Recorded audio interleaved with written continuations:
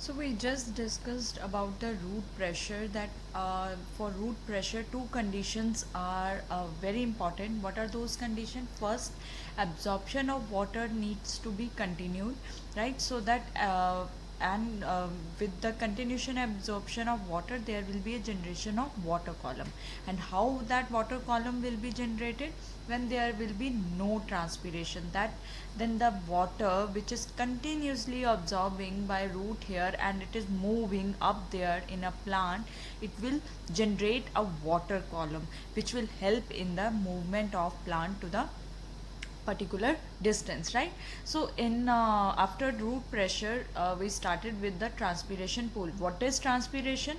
Loss of water in the form of water vapors is called transpiration. So for transpiration, because transpiration happens through the very special structure which are called stomata. Stomata are basically tiny pores or the openings, these which help in the exchange of gases, and they play a very important role in transpiration, right? So let's see that what is the structure of stomata in dicots and monocots and how they are help in regulating the opening and closing of stomata. Let's talk about structure of stomata. So structure of stomata in dicot plant is of bean shaped, right? It is bean shaped, and the external walls, as you can see, I have drawn the external walls thin, and the inner wall, internal walls, they are thick, right? Because it is ultimately these walls, they help they are ultimately going to stretch when water is continuously adding in the these guard cells. And these guard cells, they are covered by the epidermal cells which are known as subsidiary cells, right? The opening or the pore like structure, this is called stoma, right? So this is our guard cell opening or pore space, that is stoma, and outer layers of epidermal cells around the guard cell is called subsidiary cells. Now in between these guard cells there are, as you can see, these are the microfibrils. These microfibrils or thread like structures, they are radially arranged, and these are the structure which help in opening of this stoma. And few guard cells, they have the chloroplast. So in guard cell there is presence of chloroplast. So what first in what kind of stomata shape of the stomata in dicot? That is the bean shape.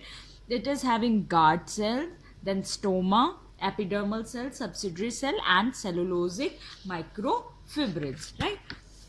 If we talk about the monocot plant, in monocot plant guard cell has different in shape. It is dumbbell shaped, right? And same as like the dicots, its external walls, till up to this mark only, its external walls, they are um, now here its external walls, they are thick at the corners specifically, and outside it is covered by the subsidiary cell. So it is thicker from here somewhere in the middle, and the rest is the thinner one.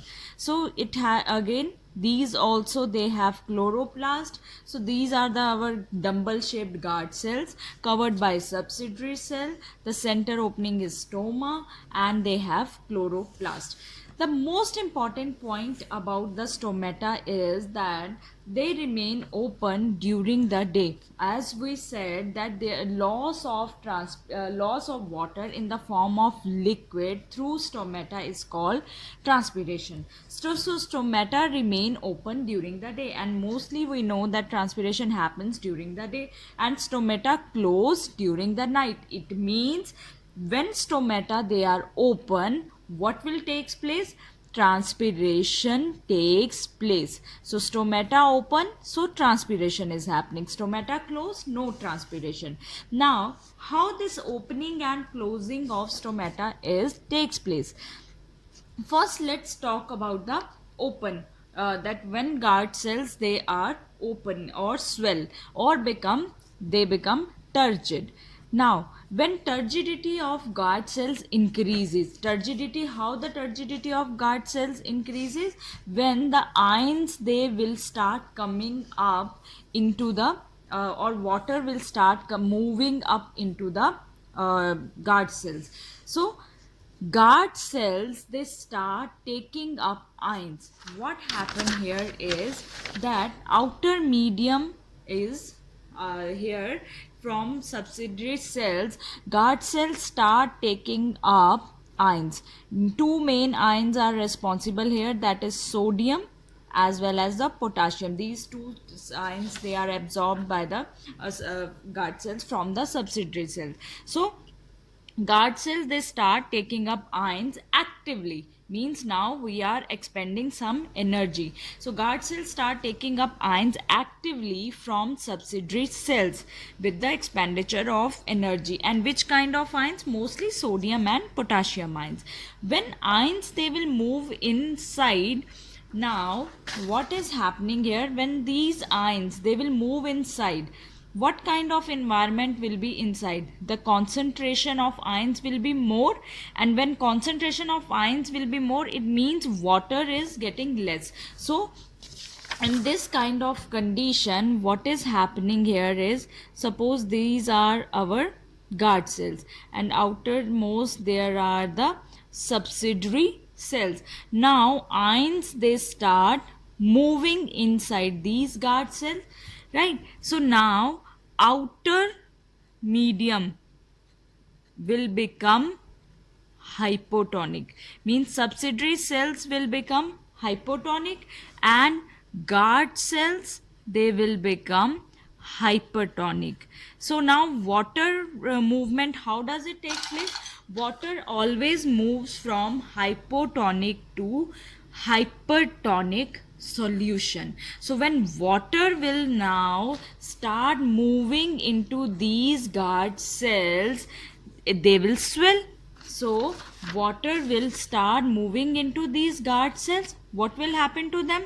They will swell, and because of these swelling, this inner wall is stretched, and when this inner wall is stretched, opening is visible or stomata will be open. So stretching of inner wall takes place at the time of opening of stomata. And how this opening takes place? When water moves from hypotonic to hypertonic solution. Which one will be hypotonic? The subsidiary cells. The subsidiary cells, they will give their ions to the guard cells and they will become hypotonic, and inner side the medium will be hypertonic. What will be the vice versa case? Or what will be the opposite case of this? Closing. Now guard cells, when they will lose water, and when guard cells, they will lose water? When they will be hypotonic condition. So ions, they will be pumped out, and when ions, they are pumped out, now subsidiary cells, they will have which kind of condition? They will become hypertonic. As I have written here, that ions are move out. Ions are move out means subsidiary cells, they will become hypertonic, and inner side the guard cell, there will be hypotonic condition. And water movement, we know that water moves from hypotonic to hypertonic condition. So stoma becomes little narrow. Narrow means like this. Stoma becomes like this. So this narrow means cell will be shrink or flaccid, and stomata almost closes. So when is stomata open, transpiration takes place, and when stomata close, there will be no transpiration, right? So these are the basic things you need to know, that about the transpiration or about the stomata. In our next video, we will talk about few forces and the principles on which transpiration pull works for transportation of water at long distances. Thank you.